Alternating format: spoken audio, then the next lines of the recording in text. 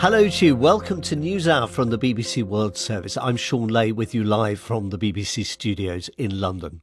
Coming up in just over 5 minutes' time, we'll hear about a heroic intervention by school children in the US state of Mississippi after their bus driver suffered a serious asthma attack. Jackson, he's a sixth grader. He initially saw her head kind of nodding off, and that's whenever those 5 students really took charge and safely parked it. We'll also hear from the Falkland Islands in the southern Atlantic after Argentina says it wants to reopen talks with Britain about which country they should belong to. But first, in August 2020, the civilian government in Mali in West Africa was overthrown by the military. This was followed by a series of coups across the Sahel region. But these military governments have struggled to provide security for their populations. Sometimes fighting among themselves, they've also faced insurgency. Mali experienced 2 coups in less than a year, whilst, like many of its neighbours, using Russian mercenaries to supplement its troops. On Saturday morning, explosions were heard in Bamako, the capital, along with protracted gunfire. Witnesses reported intense fighting in the nearby town of Kati, home to the leader of the military junta, General Assimi Goïta. There are also reports of attacks in Gao and the northern desert town of Kidal, where insurgents paraded through the streets.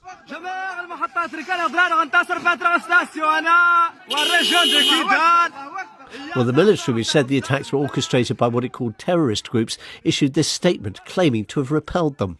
The General Staff of the Armed Forces informs the nation that on the morning of April the 25th, 2026, armed terrorist groups attempted to attack certain cities of the country. They immediately suffered violent setbacks thanks to the professionalism and commitment of Mali's armed forces. Several terrorists were neutralised and their equipment destroyed. The situation is under control.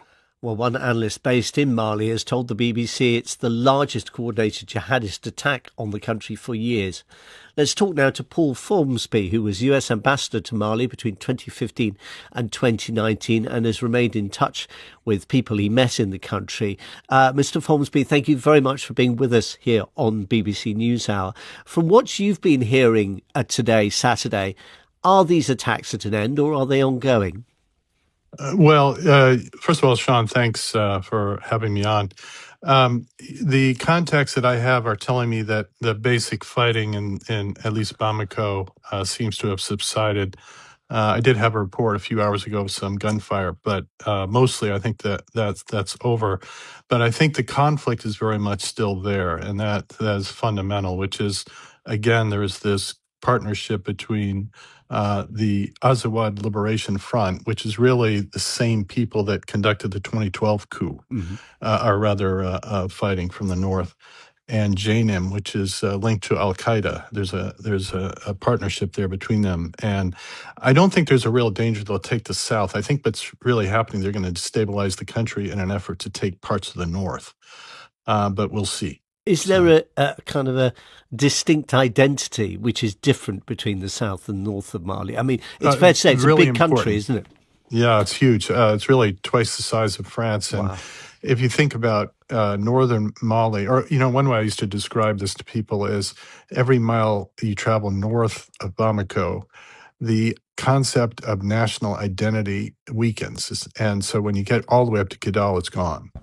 And and we used to have negotiations during the Algiers Accord with some of these same people, and they used to say in frustration, we were never part of those people. And that's one of the core problems. They have a different sense of identity. The northern population you're talking about here, that is the Azawad Liberation Front, is led by a man named Bilal al-Sharif, and they are seeing themselves more part of the Middle East, essentially. Right. They're allied with some Arab groups and other groups. So, are those the people that we refer to as Tuareg? They are the Tuaregs, and there are some other groups allied with them, right. But for sure. And Bamako is actually dominated to the south by the Bambara people, and people allied with them. And so there is a very much ethnic division there. and of long standing. Yeah, I mean, these divisions in part reflect, I suppose, one thing that the colonization of Africa, particularly in the 19th century, early 20th century, by European powers, tended to draw lines on maps that didn't necessarily match ethnic and cultural identity. Is this similar to the sort of kind of tensions that are pulling apart countries like Nigeria, for example, which arguably have much stronger state institutions to try to hold them together? Yeah, I mean, there is certainly some of that. I think the complexity of the Tuareg population, though, there were ties, historical ties to Mali for sure, to the south, when you talk about Kidal and Timbuktu, for example, and places like that. But there is also very clearly an older ethnic identity, which goes into Algeria. Algeria has a very large Tuareg population that's more integrated into the broader Algerian population. But you can be sure that Algeria is watching the situation in Mali right now very closely. A potential opportunity, you think? Yeah, they have injected themselves in positive ways as much as they can. They were sponsors of what's called the Algiers Accord when we were negotiating with these folks, when I was working with the French ambassador and others to try to bring some settlement in the past, which never happened, I might add. A lot of the military in the South are a little bit disgruntled, particularly towards the French. I think they always felt like they were somehow being held back, and that if they were just turned loose, they could sort of settle the score, kind of thing. And so there was always a problem there. So with the but I don't French think it's going to go away. Yeah, with the French having largely left in terms of their military presence in Sahel, is there a role for the United States here? Is the United States interested at all in this region? Well, of course, we're interested in on the human rights front, and we would love to have positive relations and commercial relations with Mali, and we do generally, but I don't think so. Not in this conflict per se. We would only be interested in terms of helping the government of Mali in terms of sorting this out. Mali made a big push with originally Colonel Goita, now General Goita, now President Goita, away from the West and to the Russians. And they have sort of pushed in that direction. So there's probably less for Western powers to do right now. And I think Russia it's not clear how they're going to engage on this. Paul Fomsby, former US ambassador to Mali, thank you very much for joining us here on the News Hour. Let's go to the United States now. The single-decker yellow bus is a familiar sight across the continental United States. In Mississippi on Wednesday, 5 middle school students prevented theirs becoming a source of tragedy. The children, aged between 12 and 15, were on their way home from Hancock Middle School when their driver, Leah Taylor, lost consciousness during an asthma attack. As she slumped at the wheel and the bus began drifting, the pupils wasted no time to intervene. I've been hearing more from Raylan Ladner, a reporter with WLOX, the local affiliate of our US partner, CBS. What the children told me, they were on a regular school day heading back to their houses that afternoon, and Jackson, he's a 6th grader, he sat directly behind the school bus driver, and he initially saw her head kind of nodding off. He said that he didn't think much about it when it happened until the bus started going off the road. And all of the students kind of noticed at the same time. The other students told me that everybody started to stand up and kind of crowd towards the front of the bus. And that's whenever those 5 students really took charge and safely parked it, which is amazing. It is indeed. Let's pause and just hear from the children themselves in interviews they gave you for WLOX. Here they are. She kind of sort of like fell over, like flopped over, and everyone started like standing up. I saw that the bus was veering off to the side, then I grabbed the wheel. And then, so she passed out again, and then the bus started rolling forward. And I mean, it started to like gain speed, so I didn't know it had air brakes, so whenever I clicked the brakes, it about threw me out the windshield. And then I called 911 when I got up there. I saw her medication in her hand, and I saw like her reaching for it. I knew like that's what she needed. It's quite some testimony. They sound very calm about it. Was that your impression, Raylan, when you met them? It really knocked me off my feet. Like just seeing how calm and confident they responded. That's what I kept emphasizing to them. Like, adults struggle to communicate that well. And here they are, they just effortlessly, like, just took control. And they told me that they were nervous, panicky in the moment, but they just knew exactly what they had to do. And I thought that was amazing. When your young man talked about air brakes, do you know what he was referring to? The air brakes are supposed to be the parking brake. So that's what he was saying when he almost kind of like went through the windshield, as he said. It's because the brake was so intense, it's just the immediate stop. So after gaining the speed, everybody kind of had to lunge forward a little bit, but it was done. It's impressive how he managed to, kind of a little guy, be able to get enough pressure onto that brake to stop the bus or to bring the bus to slow down and then to a halt. But it's all part of a great story. And Raylan, you went to the school to speak to the children. You also spoke, I think, to the bus driver and to the school principal. I did. And the bus driver, I actually knew her from when I was in middle school. And she says that she is back to normal, feeling great. She was grateful for especially the student that administered the medicine to her. But she says that she is not fearful of this happening again. She says that she feels confident that that is what she's supposed to do, is drive the bus. And, you know, the school principal, everybody completely agrees. And all of the students talked about how much they love their Miss Taylor, their bus driver. Yeah. You know, we all know, those of us who don't live in the United States, but either as visitors or on films and television, we know how central the yellow school bus is to American culture, to people's upbringing. You went to that school. You know, the school bus journey is a big thing, isn't it, for American children? You know, I can remember my school bus driver's name from when I was in elementary school. You get on the bus first thing in the morning, you start your day, you're greeted by them, you have conversations with them. They are your journey to and from school. And when you're that age, that's what you have going on in life. You know, that is your central world and to get you there. Raylan, what sort of reaction have you had from the WLOX audience to this story? Everybody is just amazed. The feedback that we have gotten from this story has been unreal. The love and the support and the pride that people pour into their children here.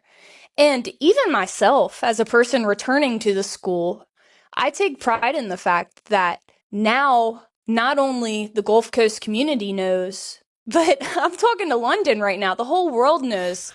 It sure does. Raylan Ladner from WLOX in Biloxi, Mississippi, talking to NewsHour from the BBC World Service.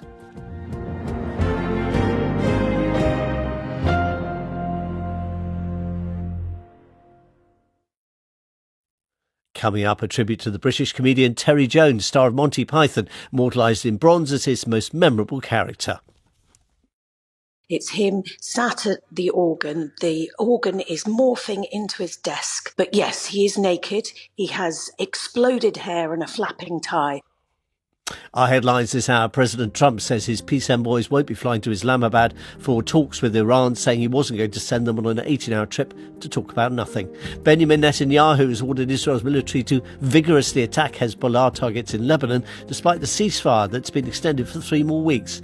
And militant groups in Mali have launched a wave of coordinated attacks across the country. The ruling junta says they've been repulsed and has urged people to stay calm. Viktor Orban, the veteran Hungarian leader who suffered a crushing defeat at the polls 2 weeks ago, says he's giving up his seat in Parliament after 36 years.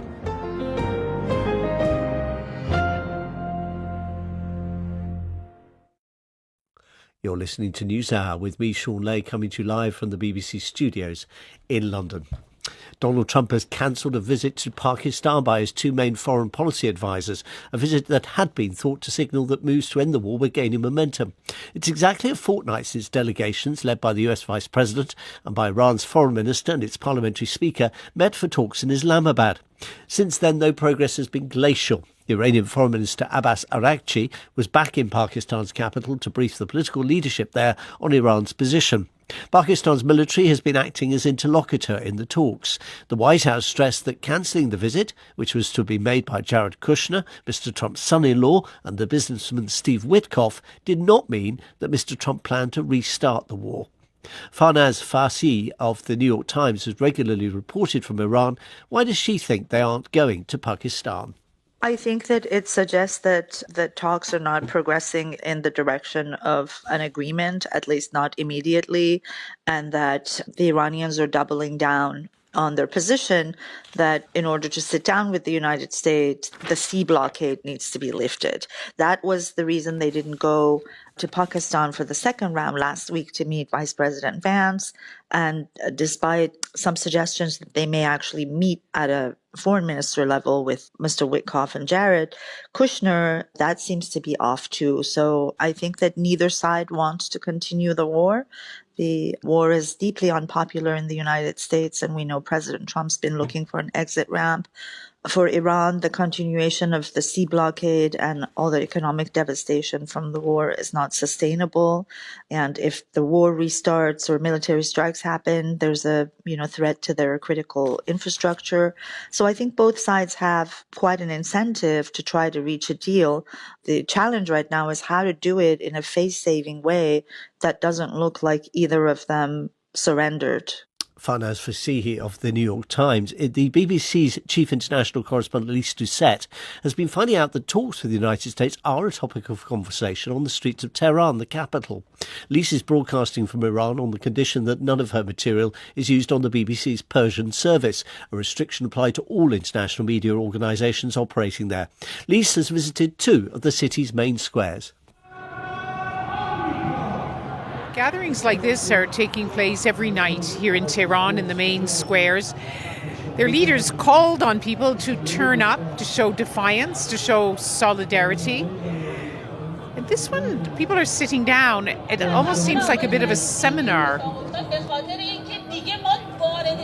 And they're actually discussing negotiations and whether the former supreme leader supported talking to the United States.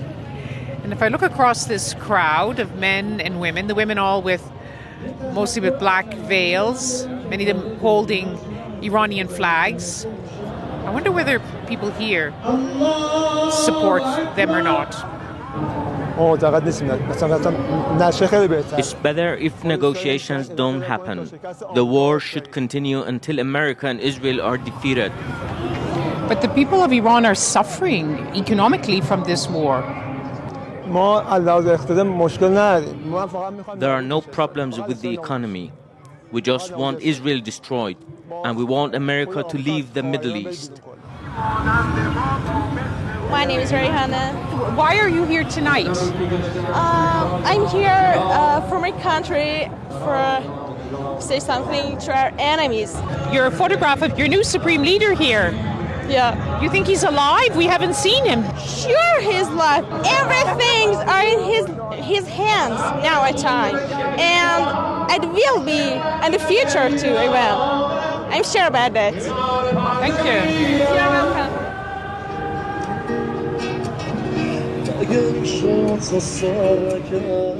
We've driven a bit further north in Tehran to another popular square, Palaizi.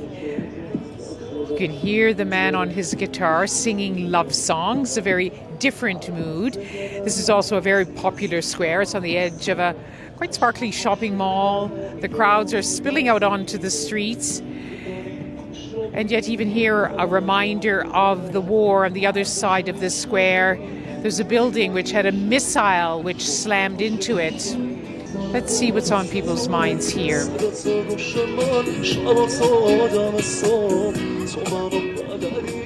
So here's a family going into the shopping mall. Yeah. And your name is? Fatima. How is life now? The ceasefire has been extended. Do you feel more safe? Nowadays, I feel safe. But the time is before, we really frightened. Thank you so much. Welcome. Let's approach these two men on the edge of the square just chatting, and I think they're drinking some smoothies. So what's on your mind these days? There's a ceasefire, there's just been a war. The situation is not great, and what we expected has not happened. We thought that everything would be okay, but it didn't come true. So one of the obstacles is that Iran is controlling the Strait of Hormuz. Do you follow politics? Do you agree with what the leaders are demanding? Ideally, they should open the strait and get an agreement that benefits ordinary Iranians. We don't want the rest of the world to suffer either. I'm not saying the US is right, but we don't want war, and our government should make compromises. America is a bully, but if you can't stand up to a bully, and if fighting America leads to your people suffering, and I'm not saying give up everything, but best to compromise. We paid a heavy price 4 years ago during Women, Life, Freedom movement. We gained some freedom, and many women don't wear the scarf anymore. But many were killed during those protests. And I don't want us to have another round of protests in 6 months and for people to get hurt. Here's a young man hanging out, having a cigarette. Do you often come to this square? Yes. It's a very nice, relaxed atmosphere. There's music. Yes, it's nice music, but these days, that's a terrible days for us in my country. What do you think the people of Iran want? Regime change. War can help to change the regime, okay? You don't worry that Iran will suffer a lot if the war continues? No. War is better for us. Than this situation? Yes. Are you hopeful about your future? Yes. Thank you very much for sharing your thoughts with us. Thank you so much. We've just moved away from the square onto the main street, and there's a completely different scene. The two sides of Iran along one street. On one side, you can hear the cars going by, people are waving the flags, women in black veils, and the music praising the missile program of the Islamic Revolutionary Guard Corps. And then on the pavement, there it comes, death to America. On this side, men and women, children, enjoying ice cream and fruit juices, not paying attention to that music. Many of the women aren't wearing headscarves. Two very notions about Iran today. Two very different ideas about this country's future.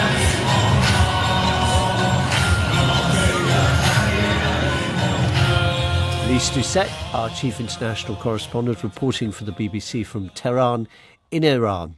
This is News Out from the BBC World Service. Do please stay with us.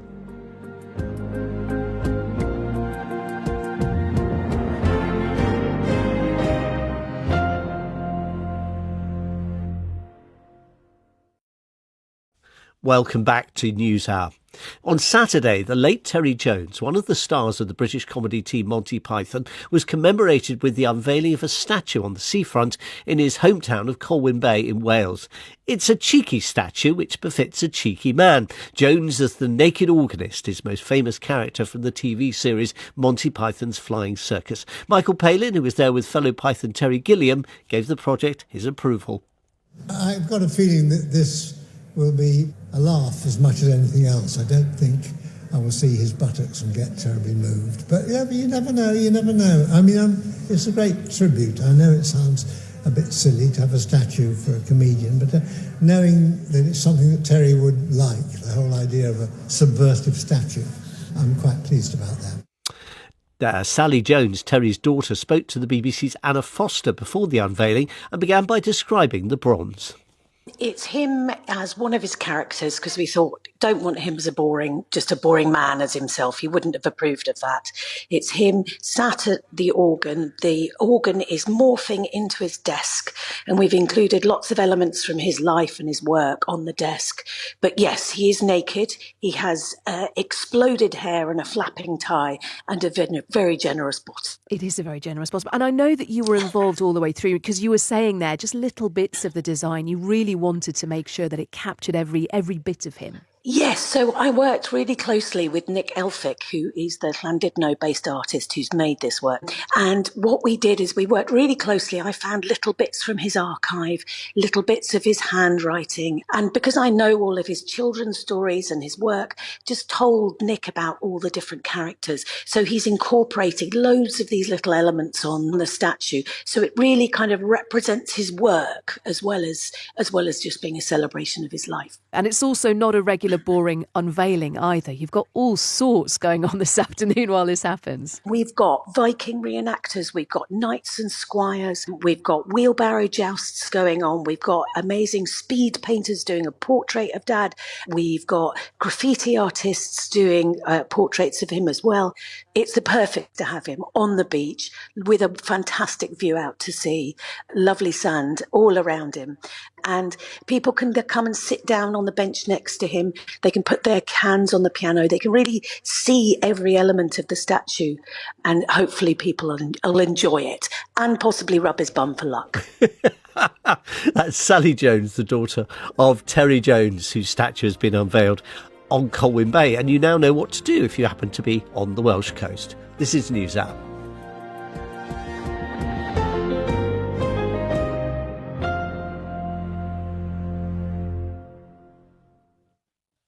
This is News Hour from the BBC World Service. Let's go back now to April the 2nd, 1982, is the day Britain and Argentina found themselves at war over the Falkland Islands. Good evening. A special edition of Newsnight on an extraordinary day in our history. The first full day of the Argentine occupation of the British Falkland Islands. BBC Television at the time reporting on Argentina's unexpected invasion of the islands, thousands of miles from the UK in the South Atlantic and hundreds of miles from Argentina. The 10-week conflict caused the deaths of 255 Britons and 649 Argentinian military personnel. Fast forward 44 years and the two countries are suddenly finding themselves talking about the same conflict all over again, and it's not really their fault. Argentina has responded enthusiastically to reports that President Donald Trump is considering withdrawing US support for British sovereignty of the Falklands, located off the coast of Argentina. It has to be said that the Americans have been supportive of the British position for decades. An internal Pentagon memo suggests officials are discussing ways to punish some of America's partners in NATO because they haven't supported President Trump's war with Iran. British Prime Minister Keir Starmer has said it's not our war. As for the Falklands, the islanders are not best pleased. Teslin Barkman, whose family has lived on the Falklands for centuries, is a former member of the Legislative Council. I asked her what impact the loss of American support for British sovereignty could have.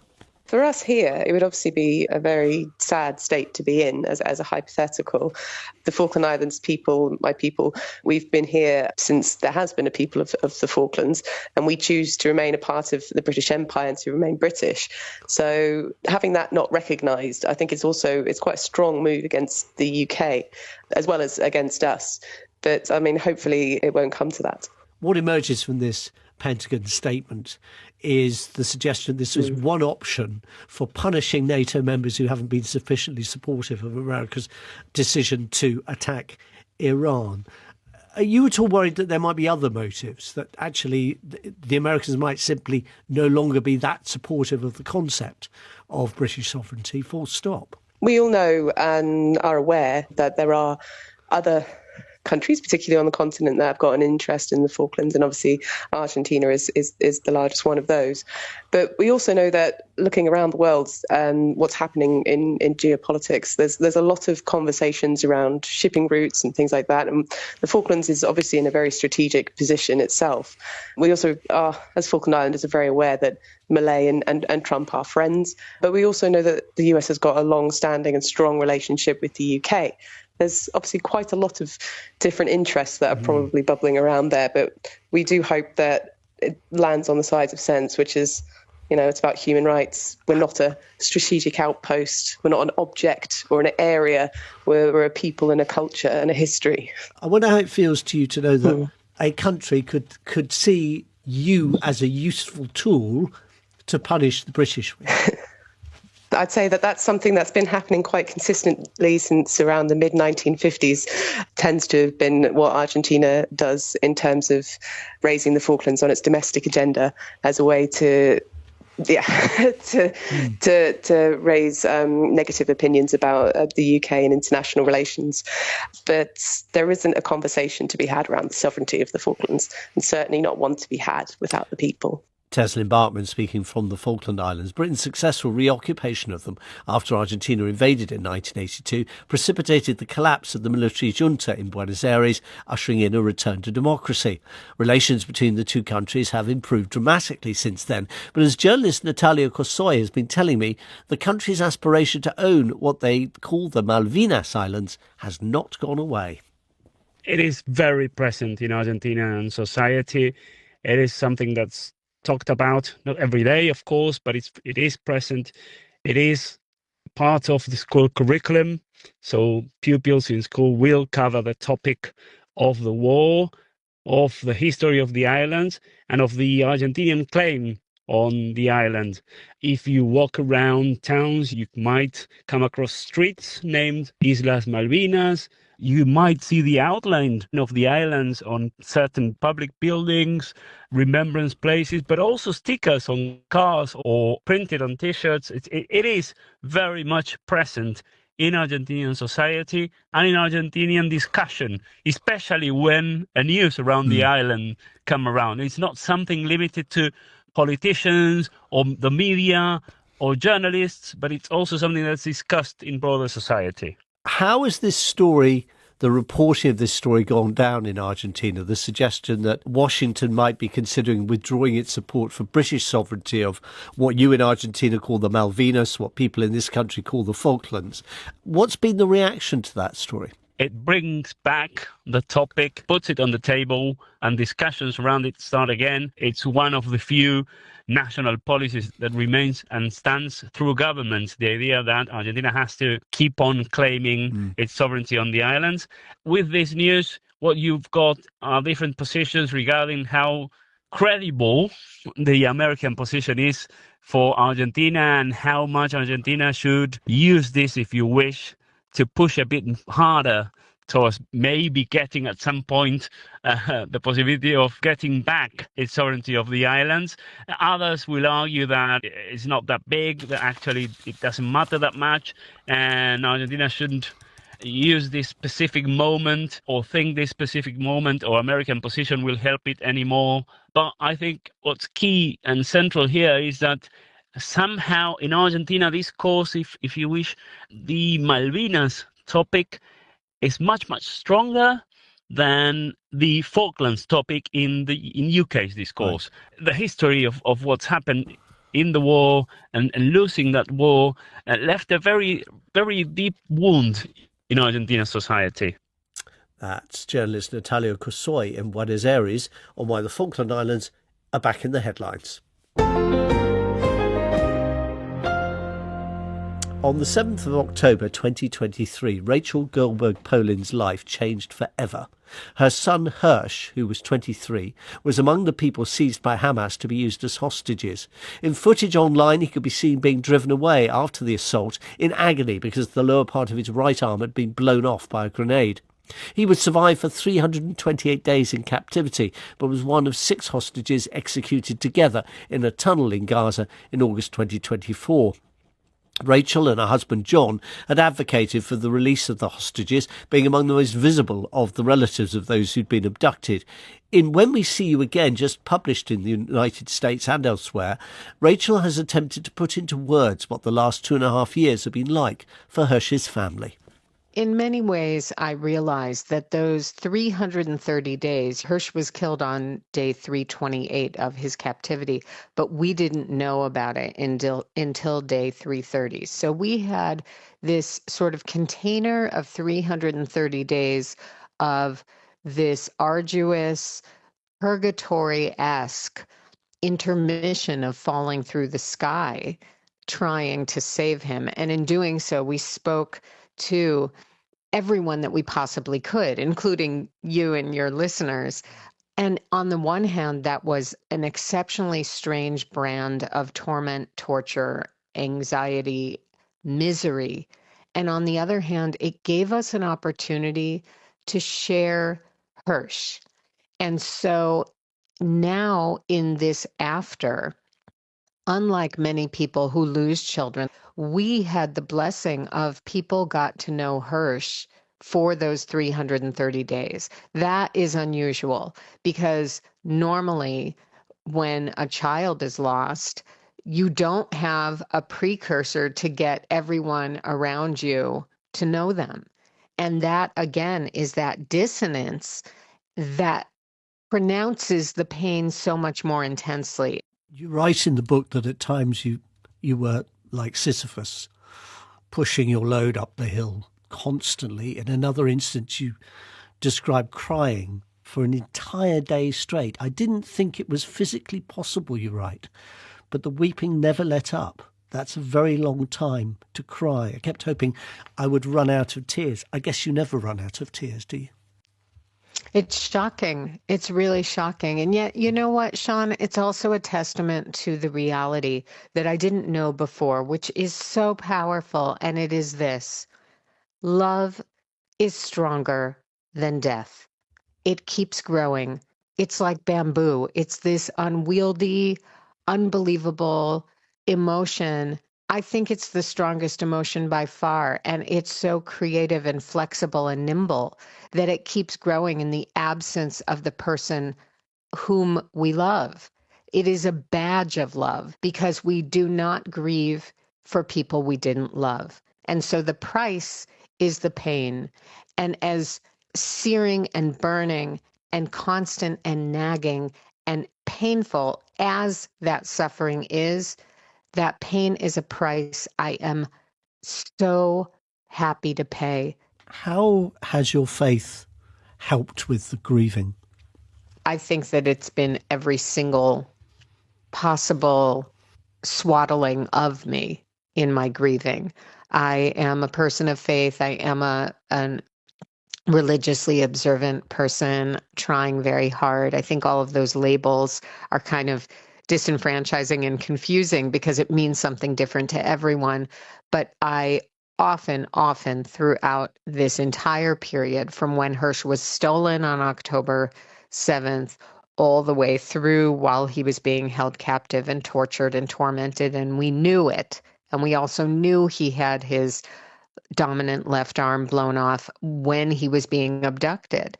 And we were suffering so terribly. We knew he was suffering so terribly. And then he was killed. He was executed in this tunnel, at such close range.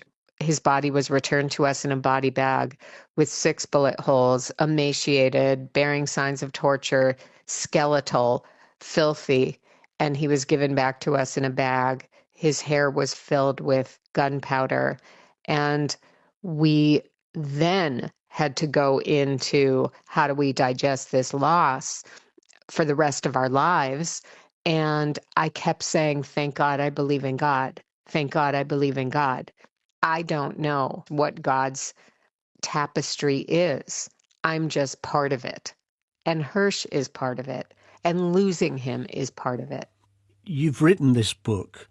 On the flypapers, there's a quote from Tal Sesler. Words are redemptive. Are they? Absolutely. Words can bring us tremendous relief.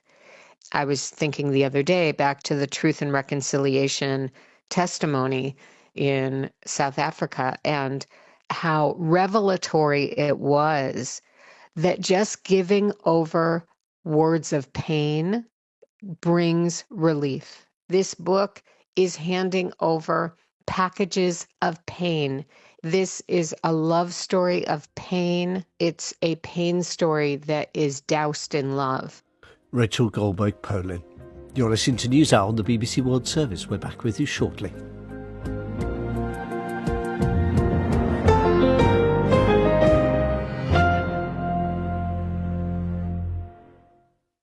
You're listening to NewsHour from the BBC World Service with Sean Lay coming to you live from our studios in London. When King Charles visits the United States next week, starting Monday, he'll not be meeting the survivors of Jeffrey Epstein, despite calls by some US lawmakers and survivors themselves.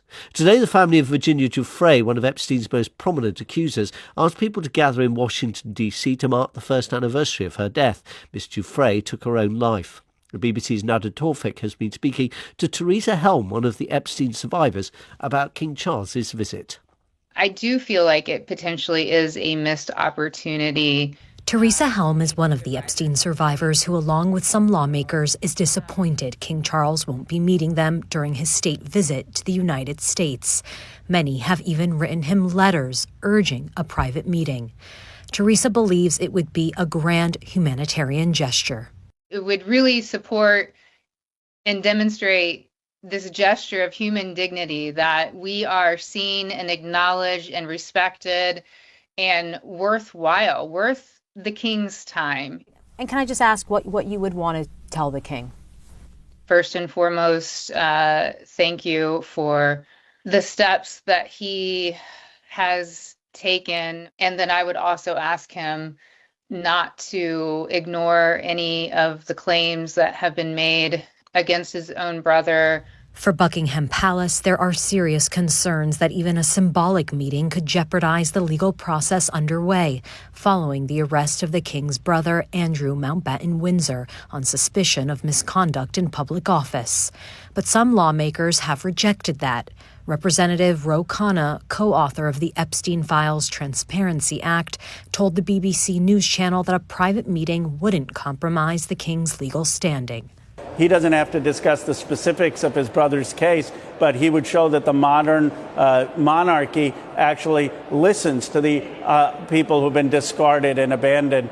The former Prince Andrew has denied any wrongdoing or knowledge of Epstein's crimes. King Charles has said that the authorities have his full support and cooperation and that the law must take its course. Teresa says she doesn't know if the legal concerns are a legitimate factor stopping a meeting. Could it be sort of a deflection? Yes, it could be.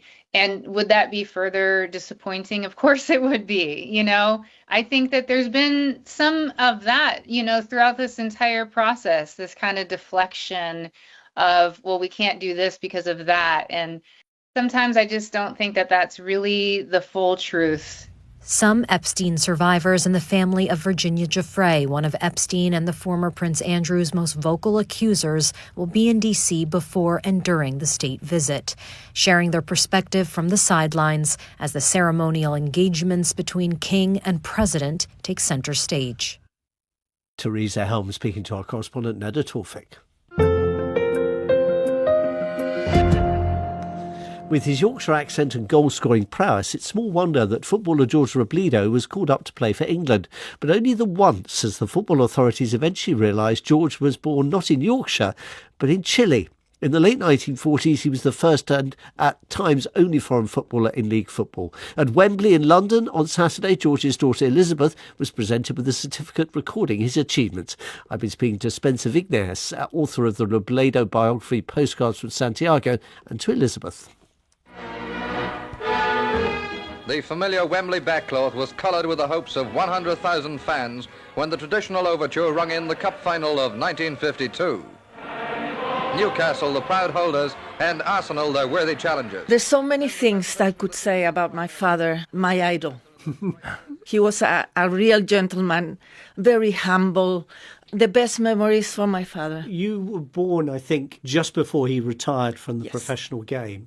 When you were a little girl, do you remember people being excited to meet your dad? All the time. When he would arrive in a restaurant or at the football stadium, oh, Don Jorge, please come in. Best seats for the restaurant, best seats for the movies, best seats everywhere. And he didn't show off. All the doors were open for Jorge Robledo. Spencer, it's fair to say, I think, that he is not that well known these days in England. We're going from a period when there were no players from overseas in any of the English teams to a time now where 3/4 of the players in the Premiership are overseas players. That's right. So he was a real trailblazer and so few people knew the story. So off we went. Elizabeth, why did George come to play in England in the first place? My grandmother, Elsie, was working for a British couple who went to work in the saltpeter minings in Chile. And my grandmother was the companion lady for this because they didn't have any children. Yes. So Elsie was your grandmother?